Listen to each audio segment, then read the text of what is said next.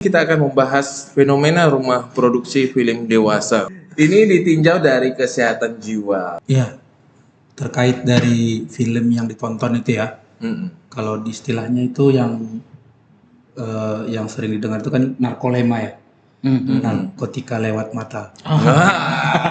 Menarik ini nggak membahas narkolema ini. Iya kan ada umurnya, batasan umur, ada pensiunnya lah ya.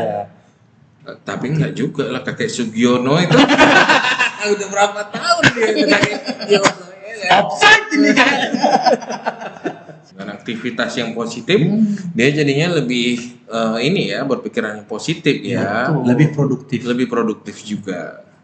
Jadi jangan takut anaknya hitam. Nah, hitam pun kayak saya tetap manis. Tetap laku juga ya. Anak udah berapa ini, Bang? Anak 3 kok bawa anaknya 3. Rusak. Langsung. Ada channelnya, ada channelnya. Belum ya, bukan. Belum ya. Berarti masih dicari ke sepertinya. Ya, karena kan kita harus ada bukti dulu. Oh iya, betul. Baru kita bisa bicara sebenarnya.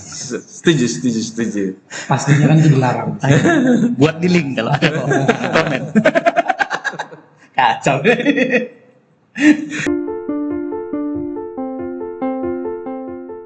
Assalamualaikum warahmatullahi wabarakatuh. Salam sejahtera, salam sehat jiwa. Bersama saya Saifuddin Nasution di acara Seksi Ansetas PP PDSKJI, dan ini edisi khusus yaitu edisi nyamar. Ngobrol nyantai bareng pakar bersama tidak asing lagi nih, Bang Munawir, Ya. Dr. Munawir Saragi, Magister Kedokteran, Spesialis Kedokteran Jiwa, dan juga Bang Bayu ini ya kan, Dr. Bayu Aryatama, Magister Kedokteran, Spesialis Kedokteran Jiwa. Dr. Saifuddin. Bagaimana ini abang-da kaalian kabarnya? Luar biasa. Luar biasa ya, sehat terus ya. Sehat. Tetap semangat ini kan Bang? Semangat lah.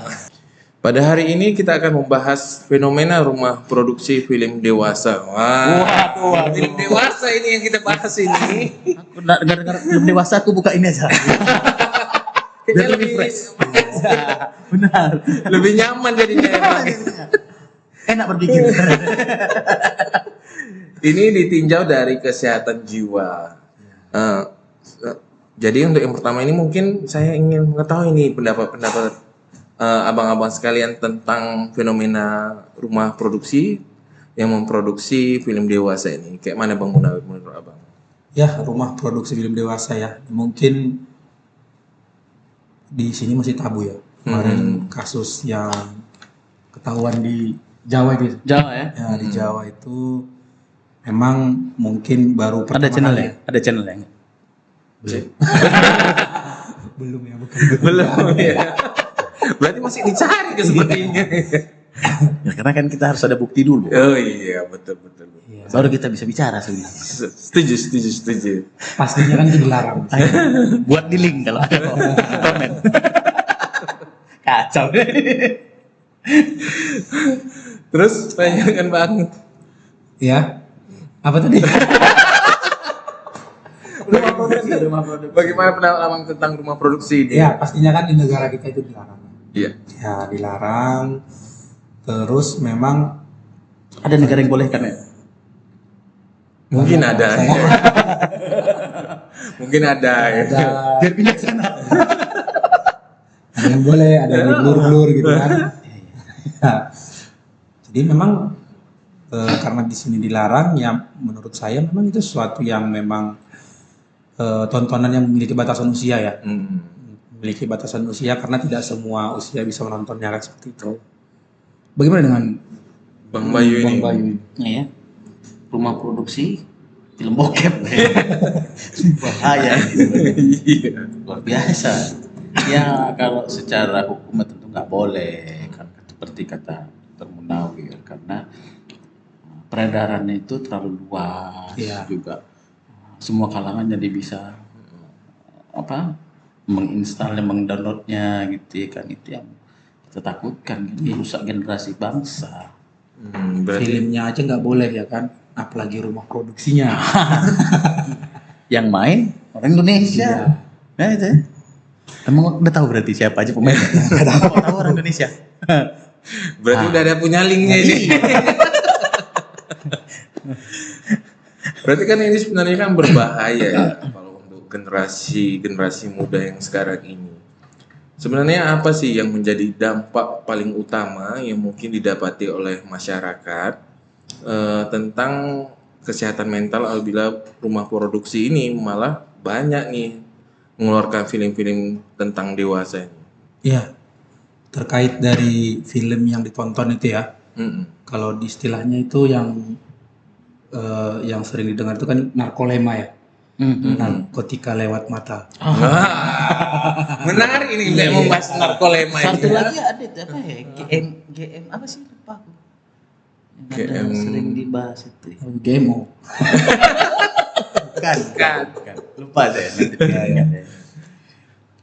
Jadi jadi memang efeknya itu ya, kalau kita lihat mungkin secara ke tubuh manusianya itu, ke tubuh kita sendiri itu efeknya memang seperti narkotika ya, membuat kita mungkin pengen melihat lagi.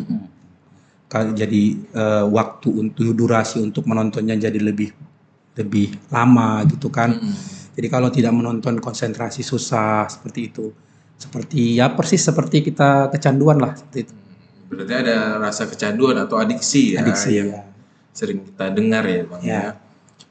Dan kalau misalnya nih saya menarik ini kan itu dari sisi ke masyarakatnya. Berarti kalau dengan produksi ini terus-terusan melihat kemungkinan ada dia terjadinya kecanduan atau adiksi. Nah, dari segi pemainnya nih Bang. Kayak mana menurut Bang Bayu nih? Apakah Ini yang jarang dibahas. apakah dia mereka Yang sering kita bahas kan apa dampaknya kepada yang menonton. Nah, ini dampak pada pemainnya nih. Dampak kepada pemain? pemainnya. Jadi ya dampak kepada pemainnya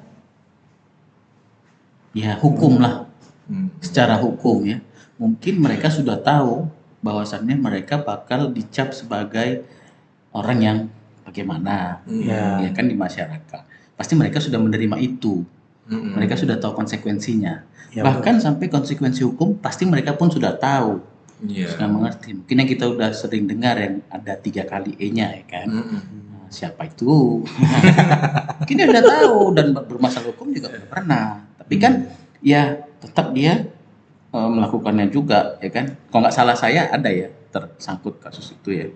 Ada beberapa tersangkut tetapi masih belum tahu nih ya mana yang dari mana yang segi betul. hukumnya. Iya, benar. Tapi kan sudah pernah seperti Iya. itu dia lakukan viral kena hukum gitu ya, ada Hukum, hukumannya. ya. Jadi itu yang memang sudah konsekuensi dari pemerannya, sutradaranya, rumah produksinya. Karena memang hal ini kan bukan sesuatu yang dibolehkan di Negara kita, kita. di negara Iya, kita. tabu lah, Jadi sangat menurut tabu. Dokter Munawir harus diperbolehkan atau enggak? Ya tetap tidak sih. Karena kita kan menganut budaya timur ya. Iya, betul sekali. Jadi dari Masya segi Allah. Alhamdulillah. Senang. dari segi-segi ininya pun kan hubungan seksual yang mereka lakukan itu, yang difilmkan itu kan sebenarnya bukan suka sama suka ya. Jadi ini tetap berdampak ke kesehatan mentalnya juga. Nah, selain itu juga mungkin kan hubungan yang mereka lakukan itu kan beresiko ya. Benar. Nah, kadang karena permintaan dari sutradara atau apapun itu pengarah gaya itu jangan menggunakan pengaman misalnya, kan bisa rentan ke penyakit moral seksual seperti itu juga. Iya, Lebih cenderung juga mungkin stres karena mungkin gaya-gaya yang dilakukan mungkin yang tidak sesuai dengan dia gitu. Tapi kan dia Keinginan dibayar dia. gitu. Iya, keinginan dia. Bakar kayaknya. Dokter Saya Munawir. sangat mendengarnya seperti yang sudah berpengalaman. Gitu. Kayak Kama Sutra ya. Enggak lah, enggak berpengalaman enggak. Banyak baca.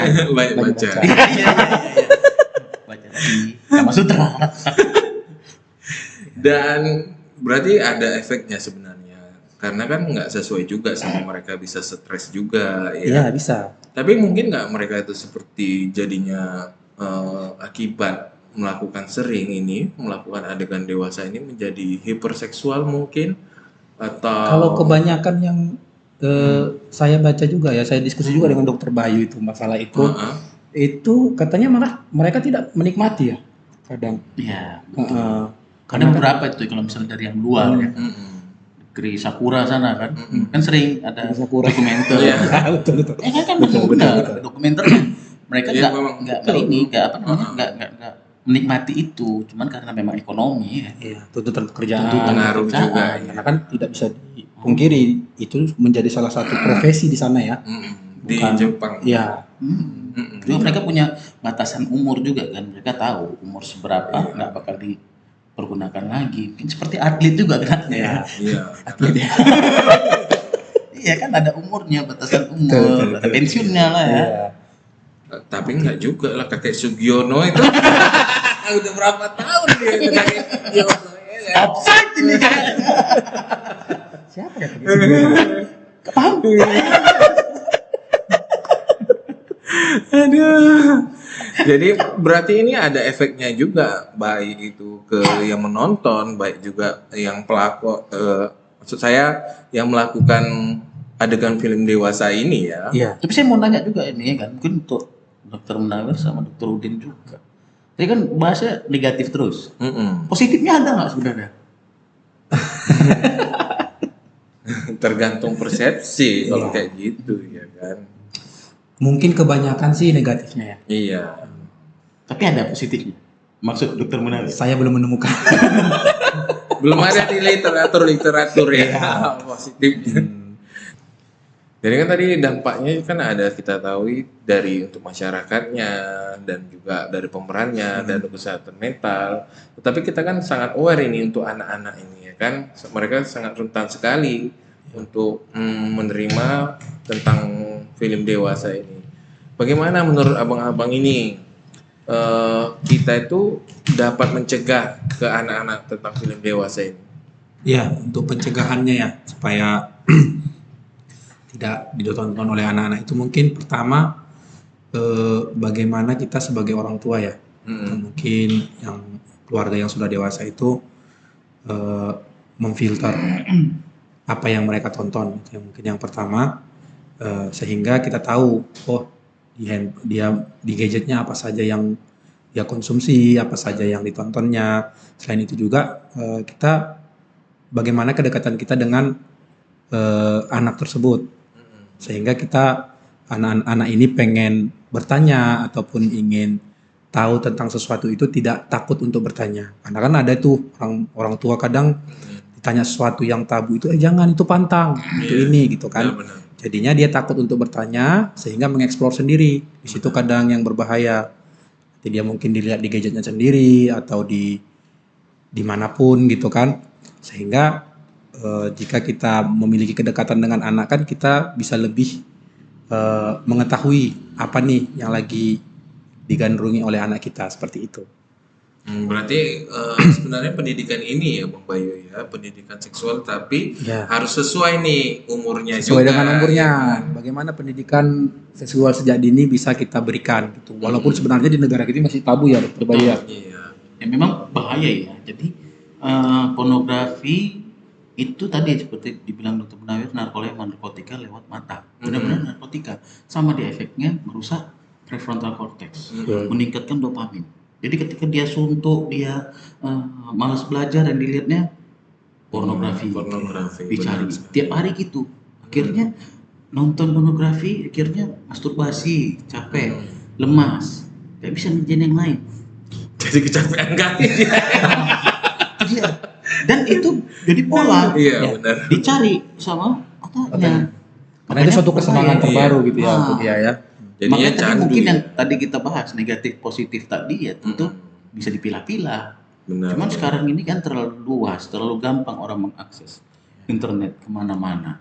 Apalagi anak-anak di bawah umur. Bahkan kemarin pernah saya melihat postingan teman saya lah ya, anaknya lagi nengok YouTube, ternyata yang masuk kartun, tapi kartunnya kartun pornografi, kan ngeri kita ya kan. Ngeri lah itu memang. Jadi orang tua yang ada di rumah harus aware nih, banyak sekali yang harus diperhatikan, tetapi jangan juga kita harus merasa tabu nih tentang pendidikan seksual karena ya harus sesuai umur juga. Ya. Contohnya pada umur awal mungkin kalau ada yang memegang dadanya harus berteriak seperti itu ya. Itu ya diajarin ya. Iya benar. Dan kalau misalnya nih orang tua pengen tahu nih bagaimana sih ciri-ciri anak saya kecanduan dengan pornografi ini, dari Bang Munawir? Iya, untuk ciri-cirinya ya, mungkin tidak ada yang terlalu spesifik karena memang seperti tadi kata Dokter Bayu juga, Bukan harus berkumis gitu enggak ya? berjenggot. Ciri-cirinya itu sama dengan seperti kita kecanduan. Mungkin nanti sulit konsentrasi, selalu pengen di waktu luangnya ataupun pada saat dia melakukan apapun pengen selalu menonton hal-hal seperti itu gitu kan. Jadi mungkin harus orang tuanya yang melihat bagaimana apakah memang dia ada kecenderungan untuk menonton hal tersebut sehingga dia mungkin lebih mudah marah gitu kan karena tadi ada kerusakan di prefrontal cortex tadi kalau sering menonton hal tersebut kan. Jadi jika ada perubahan-perubahan perilaku mungkin dilihat apakah ya ada dari tontonannya ataukah mungkin di gadgetnya mungkin search history-nya sudah mulai itu. Jadi kita pun sebagai orang tua tidak boleh harus selalu mengawasi ya apa saja yang ditonton oleh anak kita. Jadi kalau memang dia mulai mengalami perubahan perilaku seperti itu dan kita lihat juga ada di gadgetnya film-film seperti itu, mungkin kemungkinan dia udah ke arah sana gitu. Berarti orang tua harus aware juga ya. Sebenarnya pemberian handphone atau seperti Gadget gitu ya macam-macam itu bisa jadinya apa ya? Pisau bermata dua lah ya. Iya, pisau bermata dua. Ada bagusnya, ada apa, tapi ya benar sekali sih sarannya. Mungkin ini yang terakhir, ada pesan-pesan bagi orang tua agar anaknya tidak ini ya terpapar atau tidaklah menonton yang tentang pornografi ini, dari Bang Bayu. Nah, jadi gimana caranya supaya tidak terpapar ya kan, atau tidak sampai dia kecanduan tadi? Buat aktivitas untuk anak-anak kita seperti itu ya, aktivitas yang baik seperti mungkin ya lesnya diperbanyak, olahraga seperti itu. Jadi tidak ada kesempatan dia untuk bosan di rumah, akhirnya jarimu adalah yang merusakmu ya. Dengan aktivitas yang positif, dia jadinya lebih ini ya, berpikiran yang positif ya. Betul. Lebih Lebih produktif produktif. juga. Jadi jangan takut anaknya hitam. Hitam pun kayak saya tetap manis. Tetap laku juga ya. Anak udah berapa ini Bang? Anak 3 kok bawa anak 3. Rusak. Langsung. Dan mungkin dari Bang Munawir ini bagaimana Bang pesan-pesannya untuk orang tua di rumah? Pesan-pesan untuk orang tua di rumah mungkin ya, mungkin pada masa-masa sekarang ini memberikan gadget pada anak itu tidak bisa dihindari lagi. Tapi walaupun kita memberikan gadget, tetap harus ada pengawasan sehingga anak tidak membuka yang tidak-tidak lagi seperti itu. Perlu pakai security pengawasan. Ya kan bisa dibuat filter. Filter. YouTube pun jangan YouTube yang ini Ya, ya, YouTube Kids. Ya, benar. Terima kasih abang-abang sekalian setelah hadir di sini. Ya, terima kasih. Dan mungkin ilmunya dapat menjadi pahala ya kan, Jeria, dan juga mudah-mudahan dapat kami serap juga ilmunya. Amin. Dan mungkin ada teman-teman yang di rumah ingin menjumpai Bang Bayu, di mana Bang? Baik, saya tentunya ada di Klinik Utama Bina Atma, Medan, RSUD Casamen, juga RSUD Parapat. Dan Bang Munawir di mana Bang? Saya di RSUD Tanjung Balai sama di Kimia Farma di Tanjung Balai juga. Oke. Sebentar lagi di Klinik Utama Bina Atma. Kita doakan aja bersama-sama ya Bang. Oke, terima kasih abang-abang semua telah datang kemari. Akhir kata saya mengucapkan tiada kesehatan tanpa kesehatan jiwa. Assalamualaikum warahmatullahi wabarakatuh. Salam sejahtera, salam sehat jiwa.